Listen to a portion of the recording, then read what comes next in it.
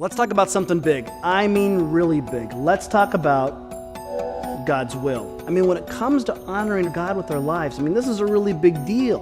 As a matter of fact, there, that's better. Understanding God's will, it may not be as hard as we tend to make it. Let me show you what I mean. Knowing God's will may be as easy as figuring out what we like and what we don't like. Figuring out the things that we're passionate about and those things that we could really care less about. The things that we're good at and the things that we're not so good at. Figuring out those things that we love to do, it helps us, it puts us in the center of God's will. But here's the deal. God's will never contradicts, yep, you guessed it, the Bible. God's will never contradicts God's word. Let me show you what I mean. So here's the question. How many people truly feel like they're living in the center of God's will? Well, that's really pretty easy. 43.765% of all Christians believe they're living in God's will. Seriously. I don't know, I just made up that number.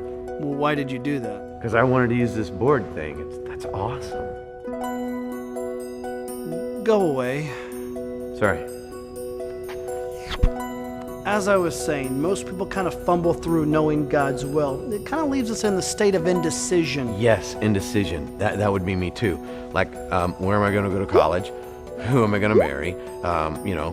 Should I eat the pastrami that's left over in the kitchen? I don't know how old it is. Is it bad? How do you know if pastrami's bad? And then they decide not to make a sequel to Goonies. What am I going to do now? Goonies. It has been said. That's mine. It has been said that God loves us and has a wonderful plan for our lives. So what if we mess up? Does that mean all bets are off when it comes to knowing God's will? Yes.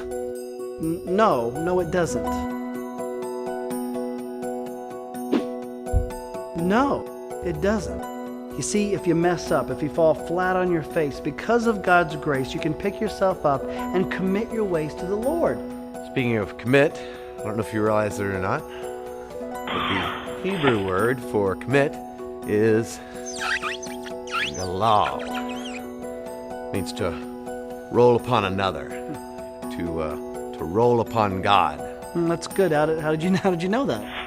Not just another pretty face. I got smarts. Did you just trip? Yeah, Over what? myself. I'm a wreck. And I think that's it. At some point in everybody's lives, we feel like a wreck. And what does God say to do? God says to roll with it, to roll upon Him, not unto others or to see what the world has to offer as pleasurable and enticing, but to present our bodies as living sacrifices to God, holy and pleasing. And when we quit trying to please God, sin isn't too far behind. Sin kind of prevents us from being everything that we can be for God, kind of binds us up. Well, speaking of bind, had a chalupa the other day. Bound. What are you doing? Just trying to get in on what you're doing. I can't figure out what you want me to be. I just want you to be yourself. Follow the desires of your heart. And I think that's it. When it comes to God's will, knowing God's will, it's just be yourself. Do what you can with what you have and leave the results up to God. Hey, would you help me? To do what? I'm not real good at being me, so I thought I'd try at being you. So just help me shave my hair. No, I'm not shaving your head. Fine. I'll do it by myself. Oh, that hurts more than I thought it would. Ow! That's gonna leave a mark. I'm bleeding. Oh, I'm bleeding. I got a vein.